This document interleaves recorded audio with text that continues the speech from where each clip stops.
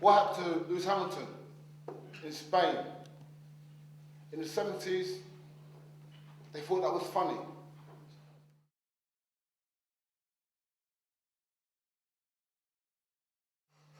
Every day a black kid will be having a fight in the corridor, at school, or on the bus with the conductor. At that time there, the conductors were white. And the cops would take the kid away. And they get good seeing to in the station.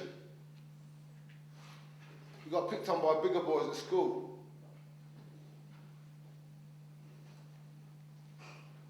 My brother Andy, he wouldn't go to school. He was too scared. But I decided to fight back.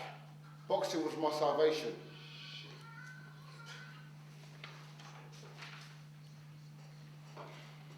First time me and my brothers went to school, it was a terrifying time, it was a bad time for all of us.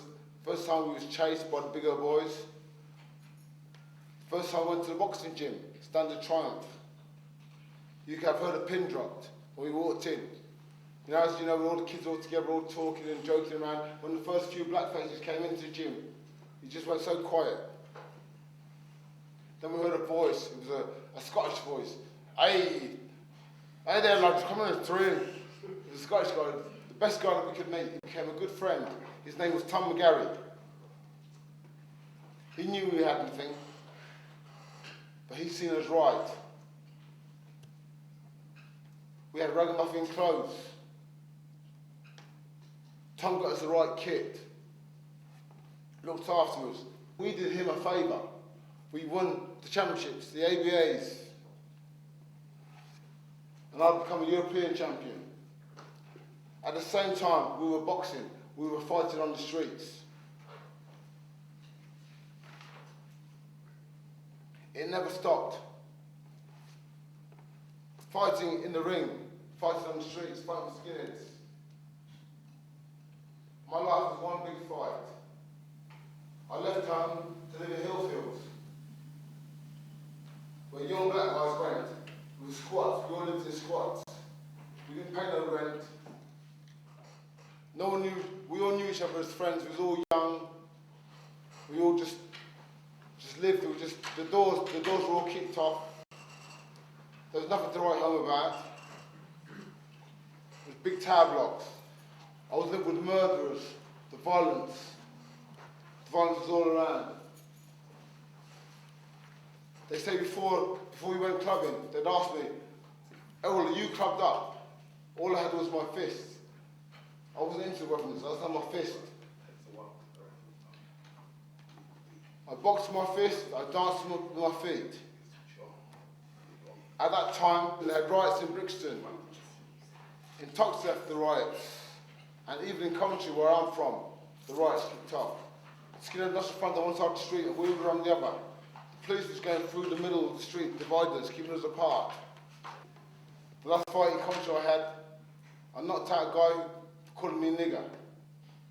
And someone in the crowd jumped on him. That's when I knew that I could no longer stay in Coventry. I had to come to London and fight. Go professional as a boxer.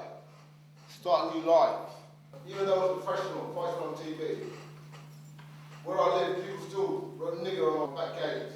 It was all calling me names. Police still pulled me over. One night I heard two guys kicking my car and calling me all kinds of names. I jumped out in boxer shorts and chased after them. Got to an alleyway where they thought, so one of them turned around and see it was just me chasing them. So they turned around and all I heard was, oh, there's just one of them. And I knocked out one and beat up the other. He was over quite quickly. Then I had a fight of my life. I here in London had a fight with a guy called Mark Kaler. Your parents will probably remember that fight. They tried to stop the fight from taking place. There was riots going on at the time. The police did not want the fight to take place. But it did.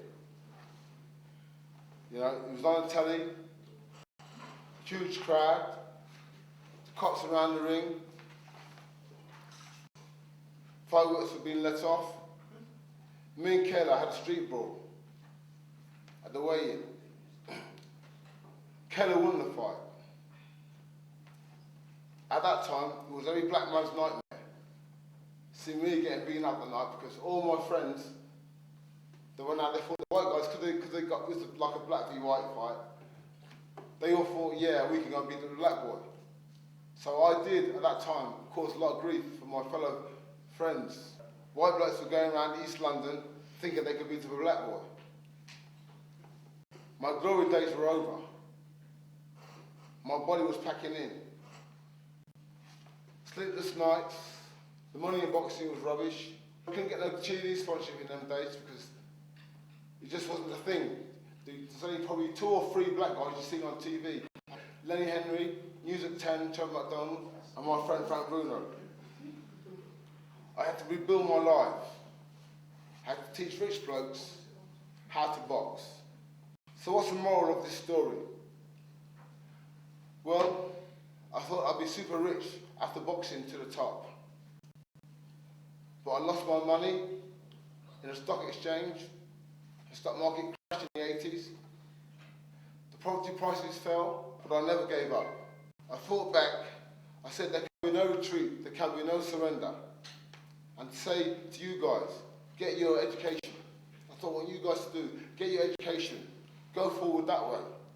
Forget about gun crimes. Be patient. Your mum and dad, they made sacrifices for you. They want you to succeed. There are lots of jobs still closed for us. We've still got to struggle. Jobs in law, and media, and publishing. Those City of London jobs, still harder to get. Still harder to get for us than whites. So we've still got to fight for our rights. Look to America. They've got the black bloke running for president. Why not here? You guys are probably better than them, half those guys in Parliament. You've got to fight, not each other, but those who keep you down. Thank you for listening.